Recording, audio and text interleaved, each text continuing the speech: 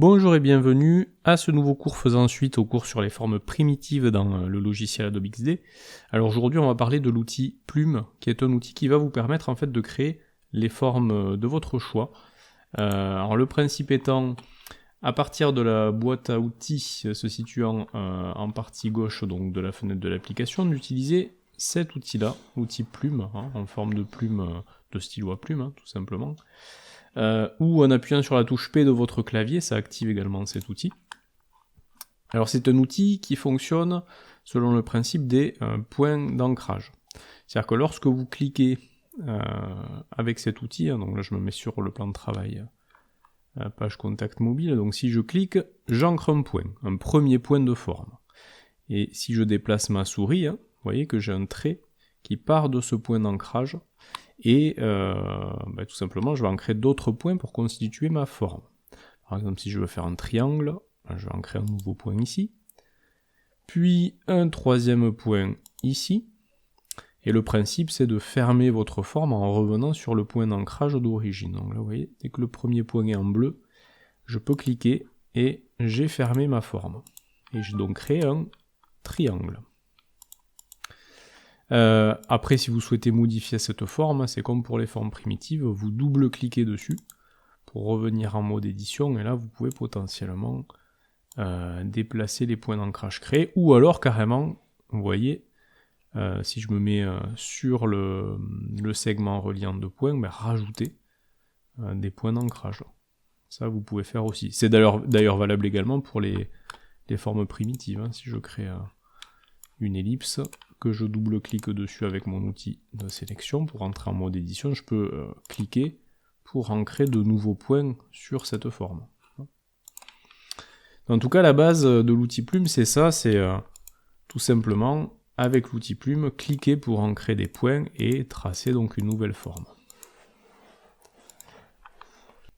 Sauf que l'intérêt de l'outil Plume ne s'arrête pas à créer des formes de ce type-là, mais vous pouvez également gérer des courbes sur les points d'ancrage que vous créez, de manière à ne pas avoir quelque chose de rectiligne.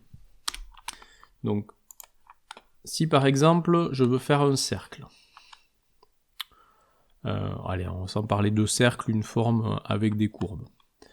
Alors, effectivement, si vous cliquez juste en faisant de simples clics, en fait, ce sont des points d'ancrage sans courbe que vous constituez.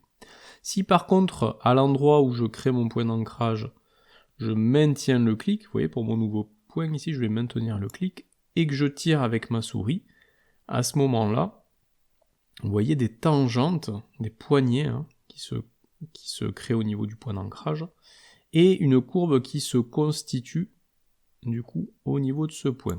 Donc effectivement, vous voyez ici la courbe se crée, qui est rattachée en fait à cette poignée ici que j'ai tirée.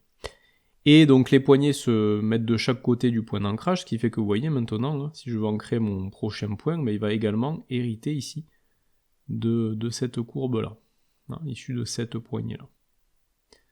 Et donc là c'est pareil, prochain point, je peux également tirer pour créer une courbe au niveau de ce point-là, etc., etc., etc. Donc on peut gérer comme ça des courbes. Hop, donc j'efface tout ça. Donc un cercle, en fait, ça serait un point avec une tangente que je tire, une poignée que je tire pour amorcer une courbe. Un autre point ici également avec une courbe. Un autre point là avec une courbe. Un autre point ici avec une courbe pour revenir au point initial. Hop, également avec une courbe. Alors c'est pas un joli cercle, je vous l'accorde. Et c'est bien pour ça qu'on a des primitives qui existent. Encore que vous pouvez à tout moment, par rapport au tracé réalisé à la plume, reprendre vos points en cliquant dessus, c'est-à-dire les déplacer, et également reprendre les poignées ici pour faire varier effectivement l'amplitude de la courbe. Et à ce moment-là, vous pouvez peut-être vous rapprocher effectivement d'une forme circulaire. Un petit peu comme ça. Je dis bien un petit peu. La gestion ensuite des propriétés de la forme créée, c'est exactement la même chose que ce que vous pouvez avoir sur les formes primitives, hein, qu'on a déjà vu auparavant, que ce soit la forme rectangle ou la forme ellipse.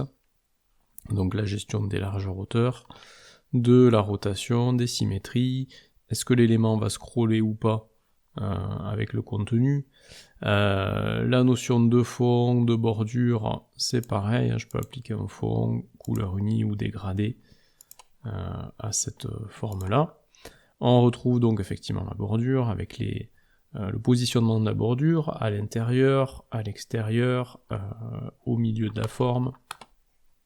Donc tout ça c'est la même chose, ombre, flou en arrière-plan, donc je ne vais pas m'éterniser dessus, juste ce que vous devez retenir c'est que cet outil-là vous permet de créer des formes libres, avec ou sans courbure, en fonction de est-ce que vous maintenez le clic quand vous ancrez le point ou pas. Alors l'idée étant d'avoir bien sûr le moins de points d'ancrage possible quand vous créez votre forme, autrement vous risquez d'avoir un tracé pas très fluide. C'est-à-dire que là, vous voyez, je n'ai mis que 4 points pour créer ce cercle, j'aurais effectivement pu créer un cercle avec plein de petits points, mais à ce moment-là, c'est beaucoup plus difficile d'avoir une forme fluide. J'ai exagéré la chose, bien sûr, mais c'est à peu près ça. Hein. Et donc bien plus difficile après de recaler les choses pour avoir une forme harmonieuse. Donc l'idée, c'est d'avoir le moins de points d'ancrage possible, encore une fois, lorsque vous utilisez l'outil plume et que vous souhaitez créer une forme fluide. Donc voilà pour ce qui est de l'utilisation de l'outil plume, et on se retrouve très bientôt pour une nouvelle vidéo où l'on parlera du Pathfinder de Adobe XD.